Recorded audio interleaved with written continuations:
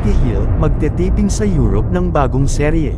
Hello mga ka-showbiz, handa na ba kayo, mga ka-showbiz?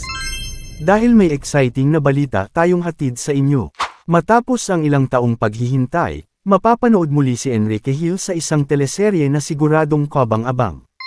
Pero hindi lang basta-basta ang proyektong ito dahil bukod sa pagiging aktor, magiging co-producer din siya. Wow! Kumpirmado na magsisimula ang taping para sa bagong seryeng ito sa 2025.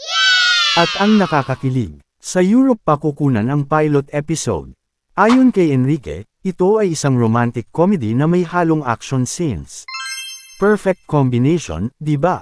The one I am doing next is going to be a TV series.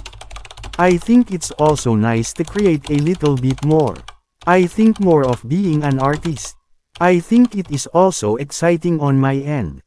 I think it's just growing up lang. Grabe, kitang-kita ang excitement ni Enrique sa bagong seryeng ito. Siguradong ibang level ang hatid nito dahil hindi lang siya umaarte, isa rin siyang producer. Talagang nagpapakita ng maturity si Enrique sa kanyang career. Nakaka-proud, di ba? Pero hindi lang yan.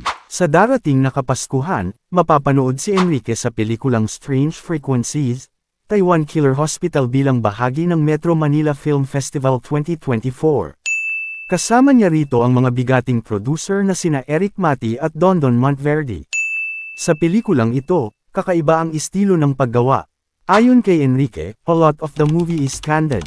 The script is just a guide. Most of the time, ito scene, may nangyari na ganito and we will just chime in with each other. Nako, exciting yan. Pambihira talaga ang creativity ng kanilang team. Kaya mga ka-showbiz, abangan natin ang pagbabalik ni Enrique Hill sa telebisyon at pelikula. Siguradong magdadala na naman siya ng kilig at aksyon sa ating mga puso.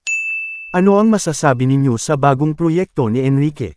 I-share na ang inyong mga komento sa ibaba at huwag kalimutang mag-subscribe para sa iba pang latest showbiz updates. Hanggang sa muli.